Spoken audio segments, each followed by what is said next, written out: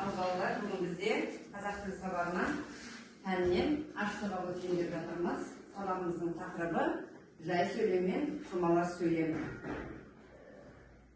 Сабақтың мақсаттары каллиграфиялық нормаларды сақтау және жазу техникасын жетілдіру, сөйлемнен сөз тіркесін бөліп алуды үйрену, ал сабақтағы құндылық мемлекеттік тілді білу, отан, ел, туған өлке туралы білу.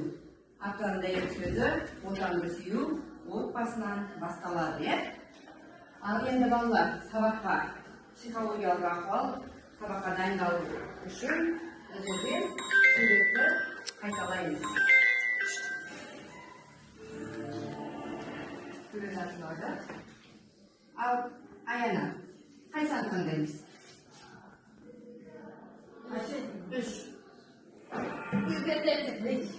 Осындай эмоцияны қайталаймыз. Деп жасаймыз. Давид, қайсыны? 9. Жасаймыз. Іс-әрекетті жасаймыз. Фериха. 8. Жасайық. Қайталаймыз. Жарайсың. Аслан туралы. Жасаймыз. Ой, молодец, жарайсың. Асима. 12.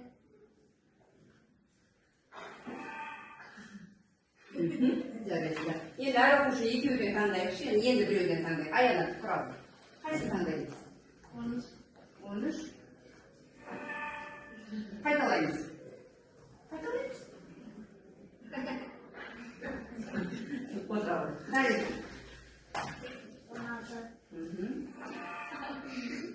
Қайталаймыз. Жарайсыздар. Фериха. 15. Қайталаймыз. Аслан туралы. 17. 17. Ой, жарайсың. Асима туралы енді соңғысы. 18. Қайталаймыз. Суретті қайталаймыз. Ой, жарайсың. Қалай? Сабаққа дайындалдық па? Қызық болды ма? Көңіл күйіңіз қалай? Жақсы. Жарайсыңдар. Ал енді балалар, үйге не бердім? Үйге қандай тапсырма бердім? Жай сөйлем мен құрмалас сөйлемнің ережесін, содан кейін қандай жаттығу бердім? Орындадық қой, е? Біз оқылды әдісі бойынша тапсырма орындаймыз.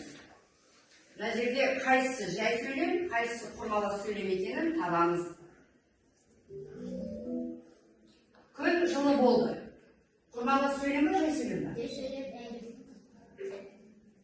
Дұрыс, жарайсыңдар. Анам дәмді тамақ пісірді. Жай сөйлем. Жарайсыңдар. Аслан, тұрда оқиғаш. Күн шыққанда балалар далаға жүгірді. Енді бұл құрмалас сөйлем бе, жай сөйлем бе? Құрмалас сөйлем. Жарайсыңдар. Аяна тұра ғой. Одан кейін екі топ құрып хоккей ойнамақшы болды. Енді бұл балалар жай сөйлем бе, құрмалас сөйлем бе? Құрмалас сөйлем. Оны қайдан білдіңдер? Қайдан анықтадық құрмалас сөйлем екен? Қайдан білдік? Фериха тұра ғой. Жер қатты соқты, бірақ біз ойнауды Тоқтатпадық. Енді бұл жай сөйлем бе, құрмалас сөйлем бе? Құрмалас сөйлем. Дұрыс па екен? Жарайсыңдар. Енді бір тапсырма қалды ме? Давид тұра ғой. Екі немесе одан да көп жай сөйлемнен құралған сөйлемді. Не дейміз? Құрмалас сөйлем. Жарайсыңдар. Асима тұра ғой. Құрмалас сөйлемде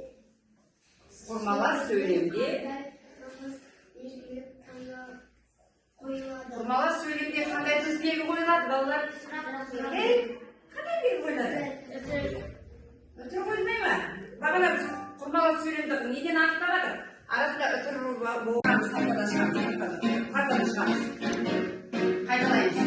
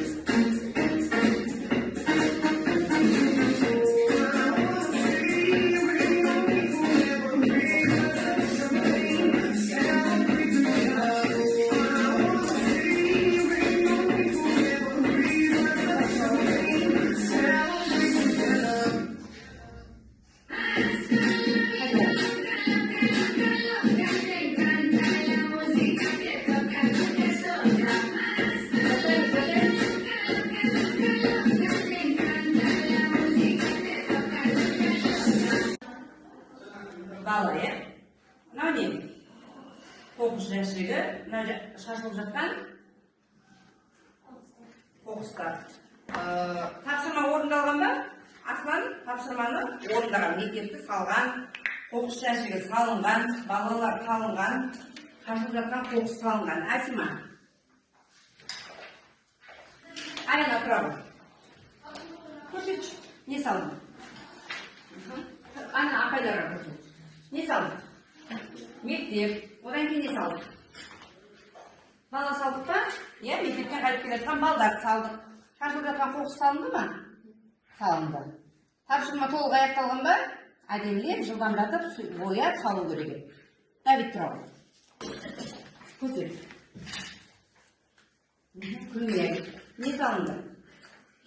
Мектеп. Одан кейін? Кімдер? Оқушылар.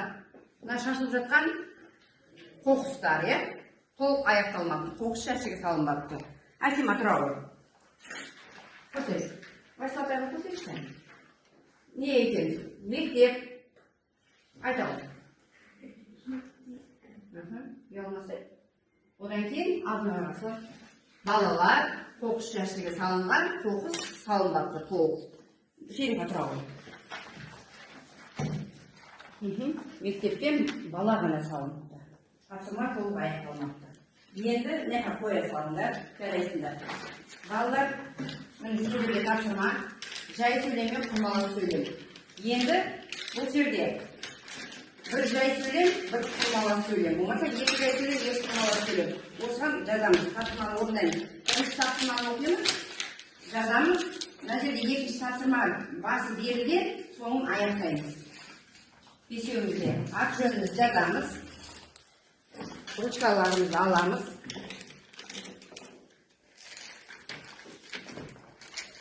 Міне бірінші жай сөйлемді құрмалау сөйлемге айналдырып жазамыз.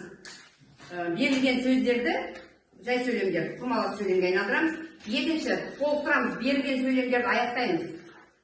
Мысалы, күн ыстық болды, сондықтан мен үй тапсырмамды орындадым